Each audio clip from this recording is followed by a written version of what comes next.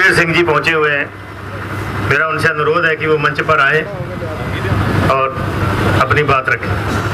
उपस्थित किसान भाइयों, बहनों, बच्चों, आप लगातार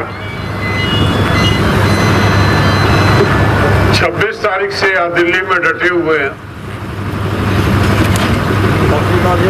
दिल्ली में आप अपनी पीड़ा को लेके यहाँ आए। यहाँ कोई मेला नहीं, पिकनिक नहीं है। किसान पीड़ित है और किसान की पीड़ा तो पहले ही बहुत थी, लेकिन ये जो 3 कानून बने, ये दस्तावेज बना दिए जिसमें किसान के वजूद को बिल्कुल समाप्त कर दिया जाएगा। जिस तरह से कानून बने, मेरे से पहले हजारों दफे आपने सुन भी लिया होगा।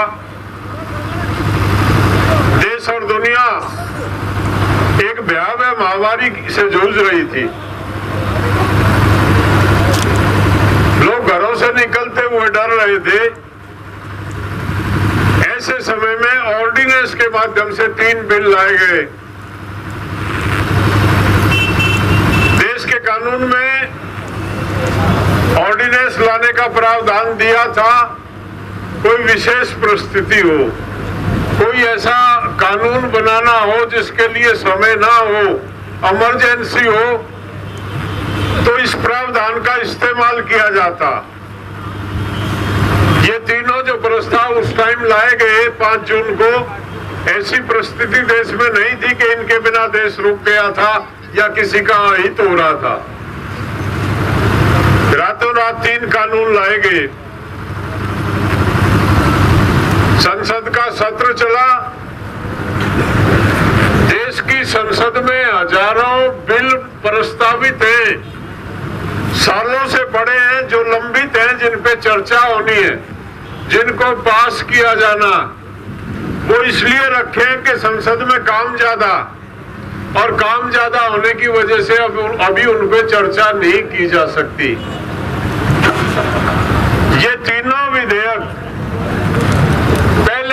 पहला ही जो सत्र शुरू हुआ उसमें इन पे चर्चा, इनको पटल पे रख दिया गया, और बिना कोई भी नया बिल जब संसद में रखा जाता तो सरकार ने एक नियम बना रखा है कि किसी भी बिल को पास करने से पहले एक स्टैंडिंग कमेटी होती है संसद में। स्टैंडिंग कमेटी का एक चेयरमैन होता है, उसमें कुछ मेंबर होते हैं। वो मेंबर अलग अलग दलों के होते हैं। ये स्टैंडिंग कमेटी इसलिए बनाई जाती है कि वो विस्तार से उस पर चर्चा कर ले, और केवल मात्र सत्तारूढ़ पार्टी के लोग ही नहीं, तमाम जो राजनीतिक दल हैं उनके प्रतिनिधियों की नुमाइंदगी उसमें होती है। उन सब को विस्तार से वो चर्चा करते हैं बिलों पे, और केवल मात्र वहां पे स्टैंडिंग कमेटी में सांसद ही चर्चा नहीं करते हैं। वो जो स्टैंडिंग कमेटी होती है वो जन सुनवाई करती है, जिससे संबंधित बिल संसद में रखा जाता है। स्टैंडिंग कमेटी उसकी जन सुनवाई करती है, देश के तमाम अखबारों में एडवर्टाइजमेंट दी जाती है, आदेश पारित होता है कि देश की संसद में ये कानून, ये बिल रखा गया, इस बिल के बारे में आप अपनी राय दें। तमाम देश के लोगों को वहां पे आमंत्रित किया जाता है, और जो भी भाई सुझाव देना चाहते हैं वो अपना लिख के भेज देते हैं।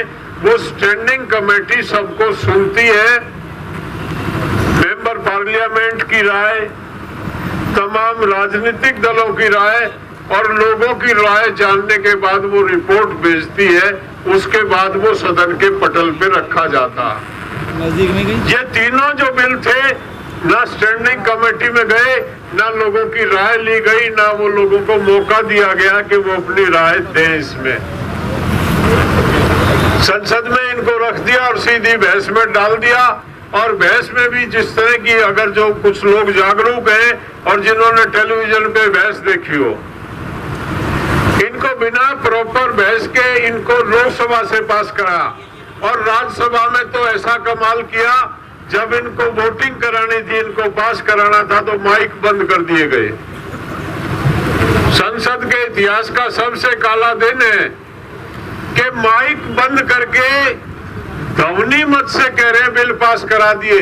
अरे मत तो तुमने जिसके माध्यम से मत देना था वो माइक तो बंद कर दिए थे। ये बिल लागू करा के थोप दिए आप पे। सरकार उसी दिन संदेह के घेरे में आ गई थी कि सरकार की मंशा साफ नहीं है, सरकार किसी वर्ग को फायदा पहुंचाना चाहती है, सरकार की नीयत में खोट है, सरकार की नीयत में बेईमानी है। और पूरे देश में किसानों में ये संदेश गया, किसानों में सुगबुगाहट हुई। और उसी दिन से, जिस दिन से सदन में पारित हुए, उसी दिन से लोगों ने मन बना लिया था कि इन बिलों का राष्ट्रीय स्तर पे पुरजोर विरोध करेंगे। 3 बिल हैं। पहला बिल है कि मंडी बड़ा, मतलब देखो विडंबना क्या है देश में। एक आदमी प्रधानमंत्री के पद पे बैठ के झूठ बोल रहा, वो खुद तो वो इस लायक है ही नहीं जहां वो बैठ गया है, लेकिन उस पद की तो लिहाज कर ले। जिस पद पे वो बैठ गया उस पद की लिहाज कर दे। उस पद पे बैठ के झूठ बोल रहा, बार बार बोल रहा।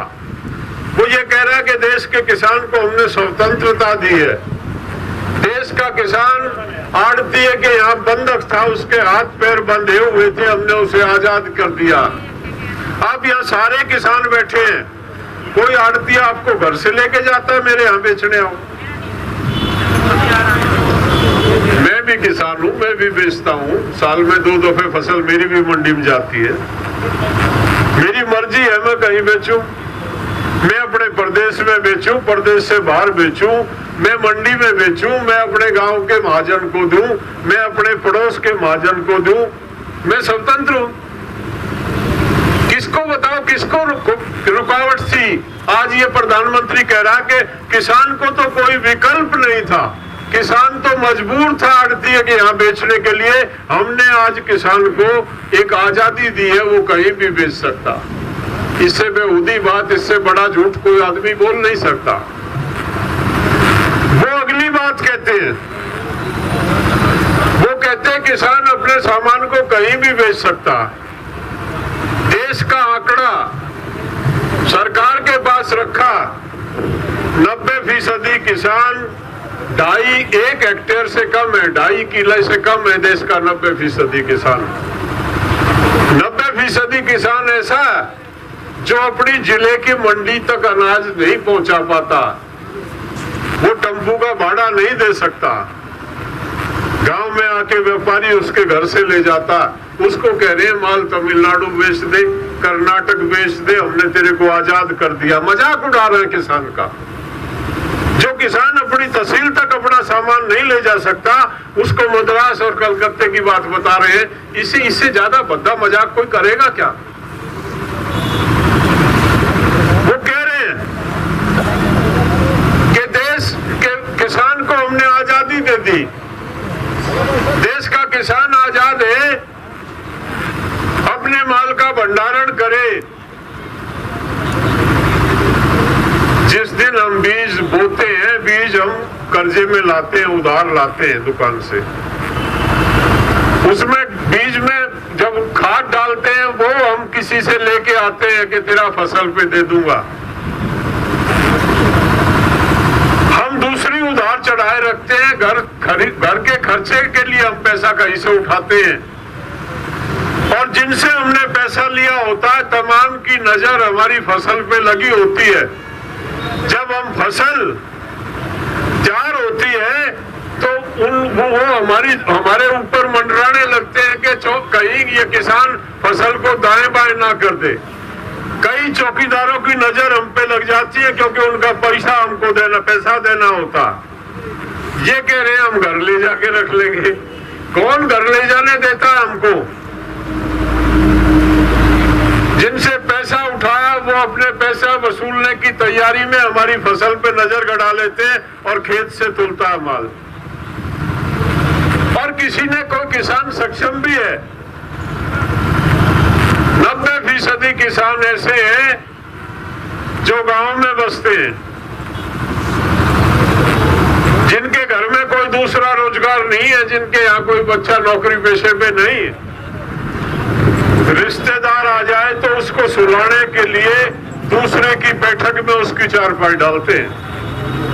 ये कह रहा कि तुम अपने घर में भंडारण कर लो, उसके लिए भी तो जगह चाहिए। घर में भंडारण की जगह एक चारपाई डालने के लिए घर में स्पेयर जगह नहीं है, रिश्तेदार को दूसरे की बैठक में सुलाते हैं। वो कहां भंडारण कर लेंगे? मजाक कर रहा। प्रेस में बड़े बड़े विद्वान आ रहे हैं, वो कह रहे हैं कि किसान समझ नहीं रहा, यानी कि सारी अकल, क्योंकि हमने इनको कुर्सी दे दी, ये बदमाश उन कोठरियों में बढ़ गए। हमारी वोट से हमारा नोट इनके पास, हमारा बजट, हमारा पैसा इनके पास आता, उससे मौज ले रहे हैं। इनके चारों तरफ दलाल और चापलूस घूम रहे हैं। इनको अब हम नजर नहीं आते क्योंकि अब ये निश्चिंत है, ये निश्चिंत है। इन्होंने हमको कोई एतराज नहीं, हम भी चाहते कंपटीशन हो, हम भी चाहते हैं एक मंडी की जगह 10 मंडियां मिले हमको, ताकि एक में ठीक ना बिके तो दूसरी में बेच दें। लेकिन उसमें क्या शरारत की है इन्होंने? एक मंडी ऐसी है जो टैक्स लेती है, जिसमें टैक्स देना पड़ता, और नई मंडी वो खुलेगी जिसमें किसी किस्म का टैक्स नहीं है। क्योंकि इनके चहेते जो है, जिनको आपका माल लूटना है, वो नई मंडी खोलेंगे। उनको पहले ही छूट दे दिया कि तुम पे कोई टैक्स नहीं लगेगा, सरकार तुमसे चवन्नी भी नहीं लेगी, तुम कितना ही खरीद लो। तो धंधा किसका चलेगा? व्यापारी कौन फले फूलेगा? एक में आपका टैक्स बचेगा, आप उसमें जाओगे बचत वाली में, या आप इसमें जाओगे जो आज चल रही है। 2-4 साल में एक रिपोर्ट तैयार होगी कि पुरानी मंडियों में अब कोई जाता नहीं है, धंधा है नहीं, ये तो सफेद हाथी है, इनको नीलाम कर दिया जाए। और जिन्होंने बाहर मंडी खोल रखी है, नीलामी में वही बोली लगा के इन मंडियों के मालिक बढ़ के बैठे रहेंगे और आपकी गर्दन को पूरी तरह अपने शिकंजे में ले लेंगे। ये षड्यंत्र, ये साजिश है इस देश में। ये पहला कानून। दूसरा कानून कॉन्ट्रैक्ट फार्मिंग पे लेके आई है। परसों एक मंत्री कह रहे थे कि पंजाब में तो कॉन्ट्रैक्ट फार्मिंग आज से बहुत पहले शुरू हो गई थी, भाई यहाँ के वो बंद हो गया। मैंने कहा पंजाब में कॉन्ट्रैक्ट फार्मिंग शुरू हुई थी, पेप्सी और कोको कोला ने शुरू की थी, और पंजाब के किसान से कहा था कि तुम आलू और टमाटर पैदा करो, हम तुम्हारी फसल को खरीदेंगे। रेट का करार किया था, वायदा किया था। जमीन का उन्होंने टेस्ट कराया, पानी टेस्ट कराया, बीज उन्होंने दिया, खाद उन्होंने दिया, उनके सुपरवाइजर वहां रहते थे। हमने मेहनत करके फसल तैयार करी, और फसल तैयार करने के बाद मार्केट में क्योंकि रेट कम थे, क्या बदमाशी की, झरना लगा दिया। झरने में से जो नीचे निकल गया उसे छोड़ दिया, जो ऊपर रह गया 30% माल के लगा हमारे पैमाने में खरा उतरता। 30% हम खरीदेंगे अपने भाव पे, 70% को छटे हुए माल को कहीं ले जाओ। ये पंजाब में हुआ था। ये निर्लज लोग कहते हैं कि पंजाब में कॉन्ट्रैक्ट फार्मिंग चल रही है, ये नहीं बताते कि कॉन्ट्रैक्ट फार्मिंग शुरू होके उसकी दुर्गति क्या हुई थी किसान की, और उसके बाद दोबारा से मुड़ के किसान ने कोई कॉन्ट्रैक्ट फार्मिंग का करार किसी कंपनी से नहीं किया। उसमें ये नहीं बताते हैं कि ओलावृष्टि होगी, नुकसान होगा, पाला पड़ेगा, उस नुकसान की भरपाई कौन करेगा, उसमें कहीं कुछ नहीं लिखा। इंश्योरेंस का क्लेम होगा, कौन लेगा, किसान की लागत लगेगी, वो कहां से निकलेगी, कोई बात उसमें है नहीं। आधा अधूरा फसल पैदा हमसे कराएंगे, उसके बाद कैटेगराइज करेंगे, और कैटेगराइज करके जो उनको लेना होगा लेंगे।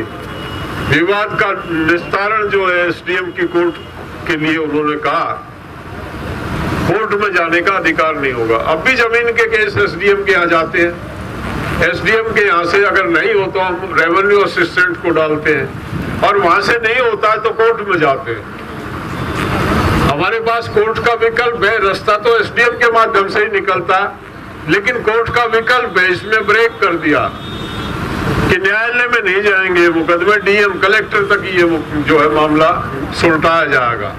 और इस देश की ब्यूरोक्रेसी जिस तरह से काम करती है, कलेक्टर जिस तरह से एसडीएम कलेक्टर न्याय करते हैं, वहां पे अडानी अंबानी का वकील खड़ा होगा जो बड़ी अच्छी फीस लेके गया होगा, और एक मेरे बुजुर्ग किसान खड़े होंगे, वो अफसर कैसे निर्णय करते हैं आप जानते हैं। तीसरा कानून इन्होंने बनाया है एसेंशियल कमोडिटी एक्ट, आवश्यक वस्तु अधिनियम। एक लिस्ट है, उसमें जो जो चीज आती है उसमें सरकार का ये नियम 1955 में कानून बना था कि कोई भी आदमी इन चीजों का एक तय सीमा से ज्यादा भंडारण नहीं करेगा। पूरे देश में जब भी कोई चीज की कमी पड़ती थी तो आपने अखबारों में पढ़ा होगा, सरकार ने फला व्यापारी के गोदाम पे छापा मारा, वहां पे ज्यादा माल मिला, उसका सरकार भी एक दबाव था सरकार का। कोई भी आदमी उससे मात्रा से ज्यादा भंडारण करता हुआ डरता था, अब उसको निरंकुश कर दिया, खुली छूट कर दी। ये कह दिया कि कोई भी व्यापारी कितना ही माल भर ले अपने गोदाम में, उस पे कोई प्रतिबंध नहीं। कुछ लोग ये कहते हैं कि इससे आपको क्या नुकसान, लाला भंडारण करेगा, ज्यादा भंडारण करेगा, मार्केट में सामान नहीं मिलेगा तो उपभोक्ता मरेगा, किसान को क्या दिक्कत है। ये हमसे सवाल करते हैं वो। हमने बताया उनको, तुमने जो समझौता साइन किया 1995 में, जिसको लागू किया 2002 में, उसमें यह तय हो गया कि कोई भी व्यापारी देश का या विदेश का किसी भी देश में कितना भी सामान ले आए उसको रोका नहीं जा सकता। अभी आपकी चीनी इसलिए बिक रही है कि चीनी पे 100% ड्यूटी। ब्राजील में चीनी 22 रुपए है, हमारे यहाँ 32 रुपए है मिनिमम प्राइस। वो ड्यूटी ना लगाई गई होती, उसमें हमने आंदोलन करके संगठन के माध्यम से वो ड्यूटी लगवाई थी, जिसकी वजह से बाहर की चीनी यहाँ रुकी हुई है। सरकार नए करार कर रही है, 32 देशों से अलग अलग करार कर रही है सरकार। उन करारों में ये है कि कोई भी बाहर से सामान आएगा इस समझौते के बाद, तो सरकार को ड्यूटी लगाने का अधिकार नहीं होगा। वो बहुत ताकत लगी हुई है और ये प्रधानमंत्री लगे हुए हैं कि उन समझौतों पे जल्दी साइन करो। जिस दिन वो समझौते साइन होंगे ड्यूटी खत्म हो जाएगी। मात्रात्मक प्रतिबंध तो पहले खत्म है, ड्यूटी उन समझौतों के साथ खत्म होने जा रही है। तो देश का व्यापारी किसी का नहीं होता, व्यापारी तो मुनाफे का होता। जहां मुनाफा मिलेगा वहां करेगा। अमेरिका और ऑस्ट्रेलिया में 15 रुपए भाव है गेहूं का, और ब्राजील में 22 रुपए भाव है चीनी का। दलहन और मक्का का भाव ऑस्ट्रेलिया में सस्ता। व्यापारी आपका क्यों लेगा? ये ड्यूटी खत्म, मात्रात्मक प्रतिबंध 2002 से खत्म हो रखे हैं। सस्ता है माल वहां। सस्ता इसलिए नहीं है कि वहां का किसान कोई जादू करता है और उनको सस्ता पड़ता है, उनकी लागत कम है। वो सस्ता इसलिए है कि वहां के किसान को वहां की सरकार नगद सब्सिडी देती है प्रति एकड़ के हिसाब से। जब मेरे 1 एकड़ पे मुझे 20,000 रुपए सरकार ने सब्सिडी दे दी, तो 20,000 तो आ गए मेरे घर में, 15,000 और मिल जाएंगे तो मैं बेच दूंगा उसे। और हमारा लगा हुआ है 35,000, हम उसे कैसे बेच दें? हमारी सरकार चवन्नी नहीं देती हमको। हमको उनसे कह रहे हैं मुकाबला करो अमेरिका और उसके किसान से, हम ये कह रहे हैं करा लो मुकाबला, जितना वो नगद देते हैं हमको भी दे दो।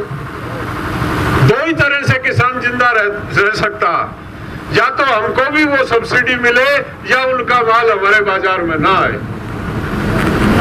दो ही तरह से। राकेश जी और मैं गए थे, हम स्पेन में एक फार्म पे थे, गाय थी उनके यहाँ। आपके यहाँ एक बछिया है या एक गाय दूध देती है नहीं देती है? सरकार आपको 160 रुपए रोज के एक गाय के नगद देती है। 4800 रुपए एक गाय पे सब्सिडी मिलती है। उसके दूध से मतलब नहीं है, पशु की गिनती होती है। हमारे 4800 रुपए का दूध कई महीने में देती है गाय? उस किसान से कैसे लड़ेंगे? हमारे यहाँ एक गाय पे बचत क्या आती है? गोबर बचता है सारी मेहनत करके। उनको सब्सिडी 5000 गाय पे मिल गई, दूध अलग है उनका भी जो बेचते हैं। हम बार बार सरकार से हम लड़ रहा है ये संगठन हमारा कह रहा, हमने हजारों बार कहा भाई हम लड़ने को लिए तैयार है, उनसे कमजोर नहीं है, कहीं लड़ा लो, लेकिन यार बराबरी हो ना, मैदान तो बराबर हो।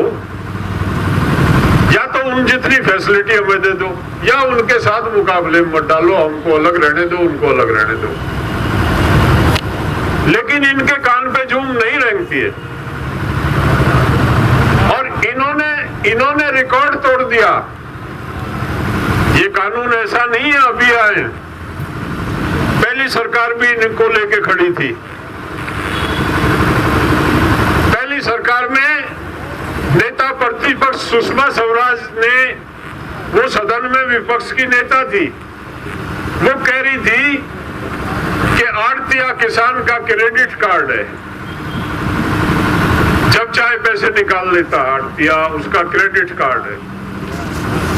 आड़तिया किसान की बेटी का ब्याह कराता, आड़तिया किसान के बच्चे की फीस भरता, आड़तिया किसान का भात भराता है, आड़तिया किसान के घर का खर्च चलाता। ये सुषमा जी का सदन में बयान है। जब कांग्रेस इस बिल को लाई थी तो बीजेपी की नेता प्रतिपक्ष सदन में बहुत चिल्ला चिल्ला के बोली थी और ये सारे दलाल उस टाइम बेज बजा रहे थे, विरोध कर रहे थे इस बिल का। और आज इनको जब ये सत्ता में आ गए तो ये टूट टूट के बढ़ रहे हैं सारे के, इससे बढ़िया बिल ही नहीं हो सकता। ये दो मई होती है ना, सांप की एक किस्म होती है जिसके दो मुंह होते हैं, मौका लगे तो इधर चल देती है और इधर चलती है, दो मई है ये। इनके दो मुंह है, इनका कोई भरोसा नहीं किया जा सकता। अरुण जेटली ने कॉन्ट्रैक्ट फार्मिंग पे संसद में एक बहुत बड़ा, आपके पास बहुत लोगों के पास आया होगा सोशल मीडिया से, उसका बयान। अटल बिहारी जी का एक बहुत बड़ा भाषण है किसान की दुर्दशा पे और इन नीतियों के जो खिलाफ बोल रहे थे। आज उन्हीं चीजों को ये हम पे कर रहे हैं और हमको समझा रहे हैं। मैं परसों मुझसे एक सवाल टेलीविजन पे पूछ रहे थे कि आप क्या उम्मीद, एक वो नेता बैठे थे बीजेपी के बहुत बड़े, और उन्होंने कहा कि जनता खुश है, जनता खुश है इसलिए राजस्थान में चुनाव थे पंचायत के, वहां बीजेपी जीती है। अगर किसान नाराज होता तो बीजेपी को हारना चाहिए था। मैंने उनको कहा किसको तुम बहका रहे हो? चौधरी चरण सिंह इस बात को अक्सर कहते थे, सबसे बड़ी बदकिस्मती ये है इस देश का मतदाता चुनाव के समय में किसान ना रह के, किसानी पे वोट ना देके जाति और धर्म पे वोट देता है। यही हमारी बदकिस्मती है। जिस दिन किसान किसान बन के वोट दे देगा उस दिन इस देश में किसान राज करेगा। चौधरी टिकैत हजारों दफे ये कहते थे मीटिंगों में, बोले यार मेरी एक बात समझ में नहीं आती, आप कहते हो 80% है, बहुमत से राज बनता है, 80% आप हो। अगर आप 80% होते तो राज आपका होना चाहिए था, आप हो ही नहीं 80%। इस बर्बादी के लिए जिम्मेदार कहीं ना कहीं हम और आप हैं। इन चोर और लफंगों को हमने दिल्ली में घुसाया, ये अपनी मर्जी, अपनी मेहनत से नहीं आए, हमारी वोट की कीमत से आए ये, और हमारा उपहास उड़ा रहे हैं। आप यहाँ निरंतर पिछले 18 दिन से निरंतर आप दिल्ली में इस ठंड के माहौल में यहाँ बैठे हुए हैं, प्रधानमंत्री को शर्म नहीं आई है। कल एक मीटिंग थी फिक्की की। फिक्की एक संगठन है, जिस तरह आपका भारतीय किसान यूनियन है, फिक्की एक संगठन है जो देश के बड़े व्यापारियों का संगठन है। कल प्रधानमंत्री उसको संबोधित कर रहे थे, यूट्यूब पे पढ़ा है, सुन लेना क्या कह रहे थे। वो व्यापारियों को कह रहे थे कि मैंने देश के कृषि के क्षेत्र में आपके लिए दरवाजे खोल दिए, घुस जाओ कृषि के क्षेत्र में और निपटा दो इस किसान को, जितनी जल्दी हो सके हिसाब कर दो इसका। कल उसको आपका डर नहीं है, क्योंकि आप तो जाति धर्म पे वोट देते हैं, आप तो हिंदू मुस्लिम पे वोट देते हैं, आप तो जाट गुजर अहीर पे वोट देते हैं। वो जानता है, उसे परवाह नहीं है। परवाह उस कौम की होती है जो कौम संगठित हो, जो कौम लड़ना जानती हो, जिसमें आपस में दरार ना हो। जो कौम बटी हुई बैठी है और इतने छोटे छोटे टुकड़ों में बटी हुई बैठी है, उसका भविष्य यही होता है जो आपका। मैं कोई राजनेता नहीं हूं, लेकिन ये सच्चाई है। अपने दिल पे हाथ रख के देख लो, ये सच्चाई है। चौधरी चरण सिंह ये कहते थे, मैं भगवान नहीं हूं, सबको मैं जानता नहीं हूं, मैं गलती कर सकता हूं। मेरा उम्मीदवार अगर आपको लगे कि वो बेईमान है और दुष्चरित्र है, तो मेरे उम्मीदवार को वोट देने की आवश्यकता नहीं है। मैंने कोई ऐसा दूसरा राजनेता देखा नहीं। और हम उनको पूछते हैं, चौधरी चरण सिंह को, अगर हमने ये मान लिया होता कि हम चरित्रवान, हमारे अपने नुमाइंदे जो हमारी बातों को लेके आगे बढ़ सकते हैं, उनको चुनने का काम हमने चौधरी साहब की बात को सुन के किया होता, तो आज ये चोर इस दिल्ली और लखनऊ में काबिज नहीं होते। लड़ाई है, लड़ेंगे, निराश में नहीं हूं ना, निराशा हमने सीखी है। किसान निराश होता ही नहीं है। इनकी छाती पे आ गए, अब तो छाती के ऊपर बैठेंगे इनकी पे, लेकिन अपना भी टटोल दो, अपनी भी टटोल दो, आत्मा को, अंतरात्मा को अपना भी सुधार करोगे तो बात बढ़ेगी। ये हम आज किससे आशा कर रहे हैं? वो नौजवान आया था, बड़ा शिष्ट बच्चा था, वो कह रहा था मोदी हमारे पिता, अगर वो पिता बनने के काबिल होता तो उसको अपनी बहू को छोड़ के घर से ना भागता। पिता बनने का तो जज्बा ही नहीं है उस आदमी में। देश की विडंबना और देश की बदकिस्मती। हमारे शास्त्रों में लिखा कि रंडवे को राजा नहीं होना चाहिए।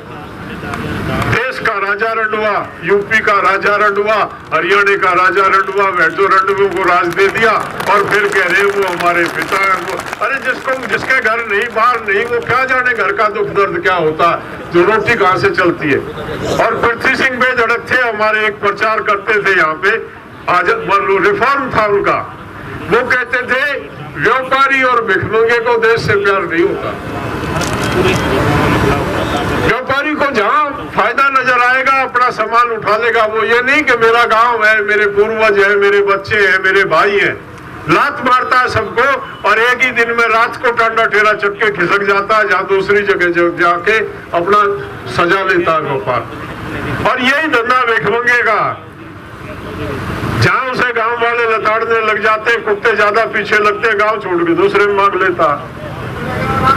ये आरएसएस के कार्यकर्ता भिखमंगे मांग के खाना और प्रचार करना, ये वो था। आपने एक भिखमंगे को मतलब देश का प्रधानमंत्री बना दिया। कहाँ ढूंढ रहे हो? चील के घोंसले में मांस ढूंढ रहे हो, न्याय करेगा वो। लड़ लो भाई, समझ जाओ, लड़ना पड़ेगा, मजबूत होना पड़ेगा, संख्या बढ़ानी पड़ेगी। अभी नहीं है उसे दर्द। अगर आपकी संख्या से डर गया होता तो कल वो ये ना कहता व्यापारियों को कि जाओ और कब्जा कर लो। अभी वो निश्चिंत है, ये पर्याप्त संख्या नहीं है। इस संख्या को 10 गुना करना पड़ेगा, तब उसकी छाती पे पैर रख के और इन कानूनों को बढ़वा के जाएंगे। तो मेरा आपसे निवेदन है, आप जो आ गए हैं वो सिर माथे पे आप बधाई के पात्र हैं, लेकिन जो रह गए उनको नामती दो, फिर शर्म करो यार। नटनी भी नटनी से किसी ने सवाल किया था, कहना तुझे किसी की शर्म है? वो कहने लगी हाँ एक की है। बोला किसकी? बोला बिरादरी की शर्म है। वो किसान हमारे जो घर बैठे हुए हैं उनको कहो यार, वो नटनी वाली ही कर लो, कम बिरादरी की शर्म तो कर लो। आ जाओ इस मैदान में, युद्ध जो है वो बड़ी लड़ाई है, लंबी लड़ाई है। यहाँ तो वो हमारे भाई बैठे हैं सारे उसपे अपने 2 मोटरों पे, वो हर आदमी ये कहता है घर कह के आए, पता ना आए या ना आए, वो कुर्बान होने की वो तय करके आए हैं, या तो जीत के जाएंगे या कुर्बान हो के जाएंगे। अगर शाम को फिसकने के लिए कोई भाई आए तो उसको मना कर देना, या जो आए वो कफन बांध के आए, क्यों ये कुछ भी कर सकता, ना इसके मन में दिल है, ना इसके दिल है, ना दया। ये दलाल है अडानी और अंबानी का। अडानी ने 14 राज्यों में अपने गोदाम बनाए, 8 लाख टन की कैपेसिटी के गोदाम वो बना चुका। वो जो आखिरी में कानून की बात कर रहा था, ये क्या करेगा? इसके गोदाम गेहूं से भरे होंगे, इसके गोदाम चीनी से भरे होंगे। जब आपका गेहूं का सीजन आएगा तो उस गोदाम से माल मार्केट में उतार देगा तो गेहूं के भाव को पीट देगा। जिसके पास 10-20 लाख टन माल होगा वो अपने गोदाम का दरवाजा खोल के बाजार में माल उतारेगा, एक ही दिन में जमीन पे भाव आएगा और आप मजबूर होके यही खरीदेगा आपसे। और जिस दिन इसके गोदाम में अंदर होगा माल, उस दिन ये ताले लगा देगा। उस दिन ये जो शहर के लोग बैठे हैं ना, जिनको अभी पता नहीं है, उस दिन इनकी गर्दन को घोट के मार देगा। यारी आपकी नहीं है पैदा करने वाले की, इनकी भी है जो आज हमारे साथ नहीं है। बड़ी लड़ाई, सब पे असर पड़ना। तीनों घातक कानून है देश का। हमने चैलेंज किया, एक भी किसान जत्थेबंदी का हमें लिखा हुआ दिखा दो जिसने ये कहा हो कि हमको ये कानून चाहिए। हमने हजारों दूसरी मांग सरकार से की है, उनके कान पे जूं नहीं रेंगती है। और इस कानून को बिना मांग किए, वो एक बड़ा मंत्री, एक मिनिस्टर कह रहा था कि किसानों की मांग थी। मैंने कहा मैं चैलेंज करता हूं, हम वापस लौट जाएंगे। अगर हमारी नहीं, बीकेयू की नहीं, देश की किसी भी जत्थेबंदी ने अगर मांग की है तो हम अपने आंदोलन को छोड़ के वापस चले जाएंगे कि हमारे भाई की मांग थी। तुम झूठे हो, तुम बेईमान हो, किसी ने मांग नहीं की है, ये व्यापारियों की दलाली के लिए तुमने बनाया। ये हम सरकार को कह चुके हैं, कहने से जानते वो भी है कि वो चोर है और बेईमान है। कोई मतलब लाभ नहीं है। हमको लड़ना, हमको इसको फतेह करना। वो राकेश जी कहते हैं कि घोड़ा लाठी, हमको सरकार को घोड़ा लाठी लानी है तो फतेह होगी, ना तो बड़ा मुश्किल है। आपने मुझे सुना धैर्य से, धन्यवाद। जय किसान।